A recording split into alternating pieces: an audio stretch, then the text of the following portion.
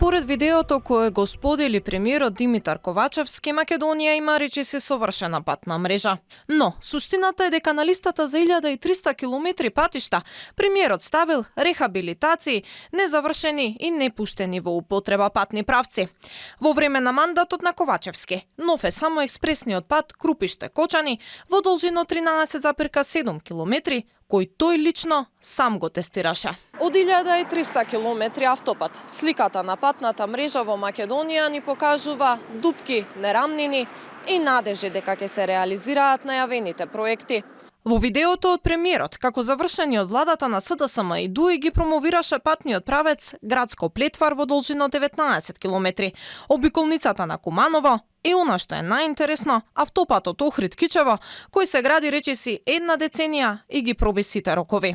Одговарајќи на пратеничко прашање во собранието, Ковачевски започна да набројува кои се 1300 километри автопат. По одговорот на премиерот, можевме да забележиме дека во патната мрежа најмногу се вклучени рехабилитации, а и автопати кои не се ни пуштени во употреба, како изградбата на патот за Сончев град, за што се потроши околу 7 милиони евра за сечење на дел од шумата на Водно. Во делот на видеата кои што се гледаат кај мене, се работи за инвестиции во изградба и рехабилитација на патна инфраструктура од 2017 до 2022 година, која што е во должина од вкупно 1300 километри, визави 650 километри кои што беа направени за 11 години. Власта постојано се фали дека годината ја завршиле со рекордно ниво на реализација на капитални инвестиции, иако од предвидените 600 милиони евра едва се реализираа 465. Дека Македонија е слепо црево на Балканот по патна инфраструктура се гледа буквално на секоја точка. Пример е автопатот Скопје-Блаце, преку кој до Приштина ќе се стигнува за 45 минути. Ама прашањето е кога?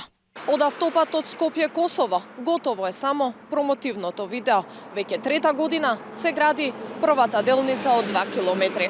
Во видеото од Ковачевски, како завршен се набројува и Градско-Плетвар. Експресниот пат Градско-Прилеп веќе влезе во 8 година на изведба. Првиот рок за пуштање во употреба беше во 2022, но беше пробиен. Она што е завршено е рехабилитацијата на патот од Фариш до Прилеп преку Плетвар, што е само трета фаза од проектот.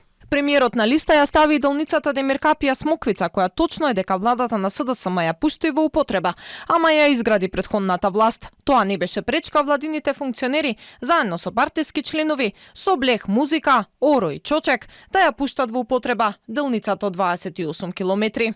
Најдолг пат кој е на листата од Ковачевски е автопатот Миладиновци Свети Николе Штип во должина 47 километри и кој во употреба го пушти поранишниот премиер Зоран Заев. Најмалиот е 300 метри, хотел Гранит, пумпна станица.